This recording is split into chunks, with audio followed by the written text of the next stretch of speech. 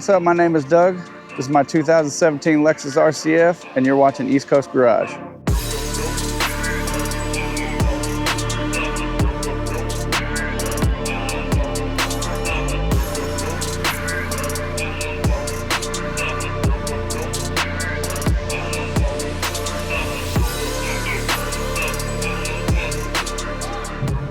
I just like how snappy and punchy this thing is, you know, like, yeah.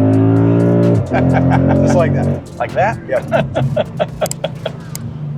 It does pick up quick. And I like anything that, you know, pins you to the seat a little bit. It's not the fastest car in the world by any means, but this is like the perfect happy medium, fun versus, you know, money trap and death trap and all those other things. You know, you get too fast of a car, then, you know, you're worried about, you know, reliability and, you know, it's sucking more gas and it's just overall less enjoyable, you know.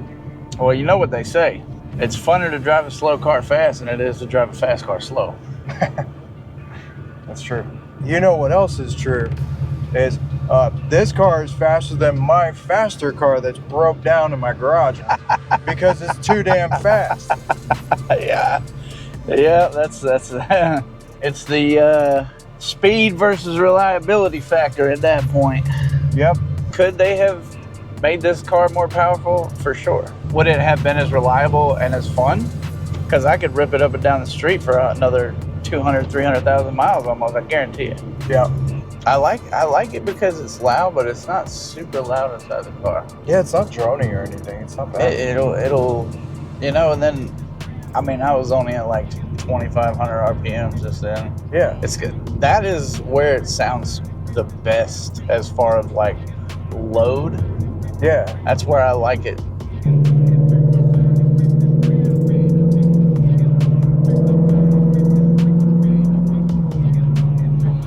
And that's what I punch it a little bit, but once you get up into like 4,000 RPMs, then you might as well just hit it all the way.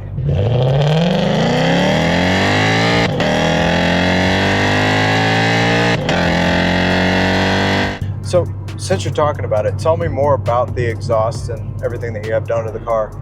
The exhaust is PP headers and ARC racing exhaust. Okay. I did ARC racing exhaust because I thought that was one of the best sounds other than Borla.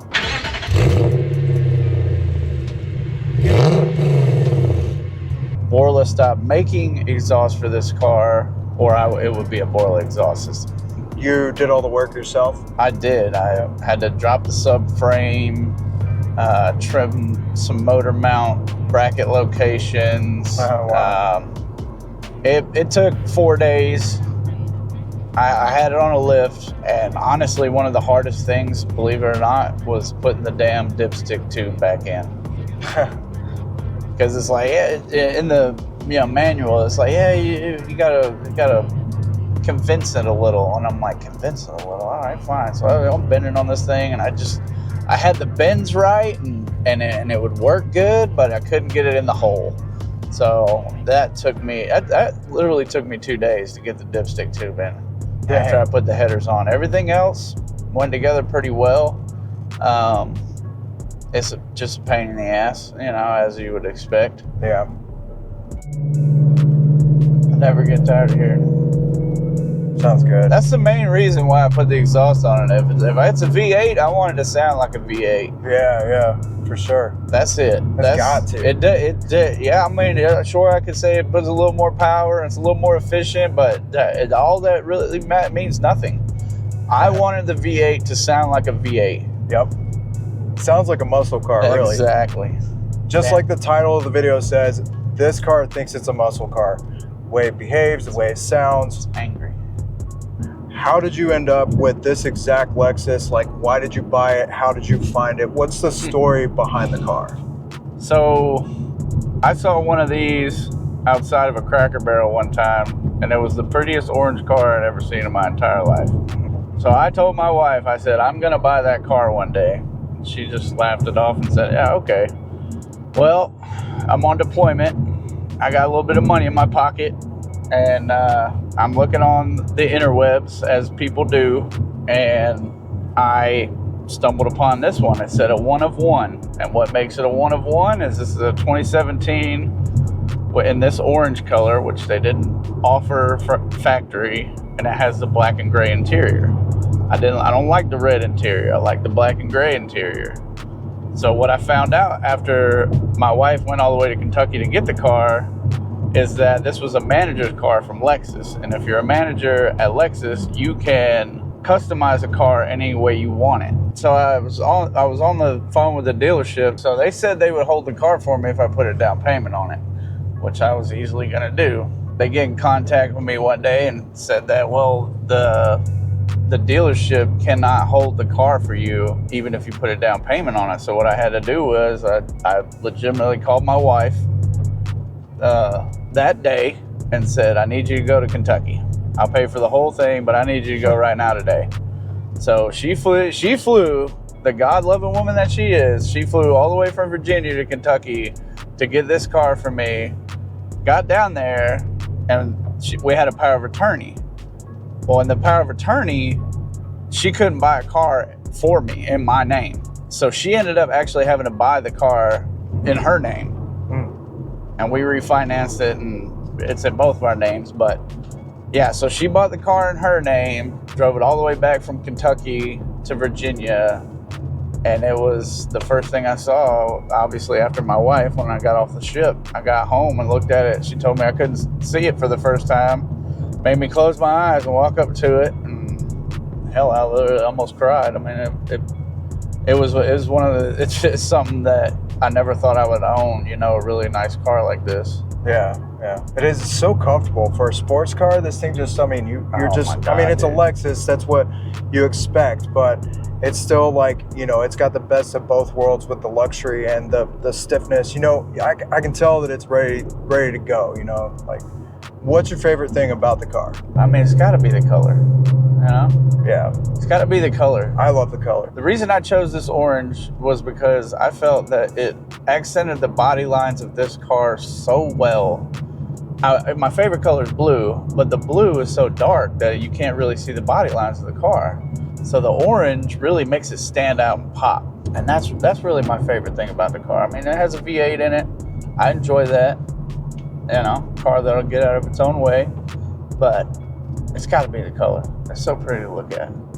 This car is the only car that I've driven long distance where I feel better when I get to my destination than when I left my house. I feel like $1 million.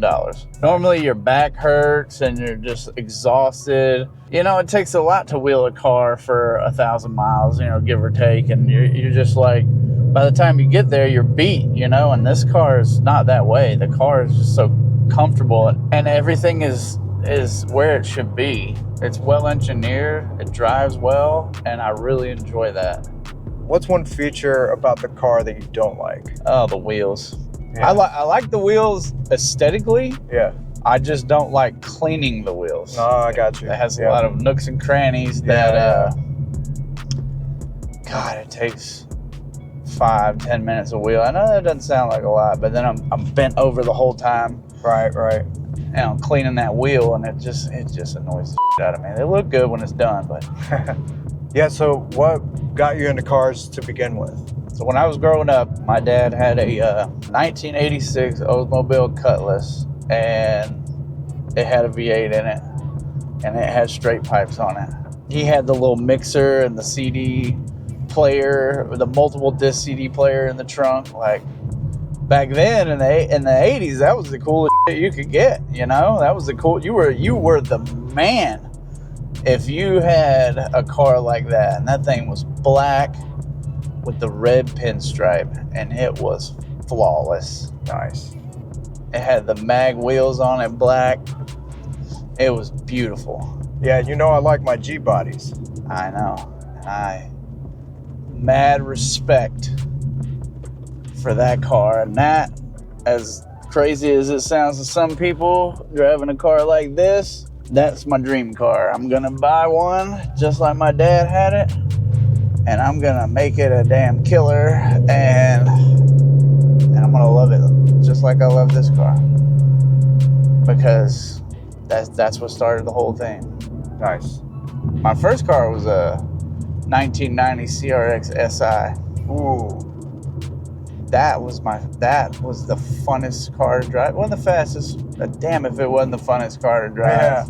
Yeah, I had, let's see, it was my third car was an 89 CRX SI. It was red. Ended up blowing the motor in it, put a ZC motor in it after that. It was great. I rolled over 330,000 miles on that car, original engine. Wow. That's crazy. And it was 99 Prelude blue. Oh, that's pretty. With a full exhaust system, you know, as tuners do. Yep. Had American racing wheels on it. And man, I thought I was the coolest thing since sliced bread, boy. Had a 12-inch Memphis subwoofer in the back. Oh, nice. I loved it. Memphis was so good back then. So good. These things would slam. What would you say to someone who's watching this video right now because they're interested in buying one of these cars? I would say that this is not really a family car, as you can imagine. I don't have children.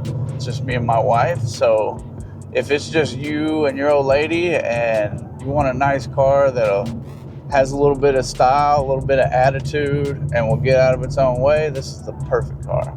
I'd just like to thank you for giving us a ride. It's been a lot of fun. No worries. I enjoy it. I enjoy the car, and I love getting to showcase it. So that's my pleasure. Thanks for checking out my Lexus. Thanks to East Coast Garage for having it in the video. We'll see you on the next one.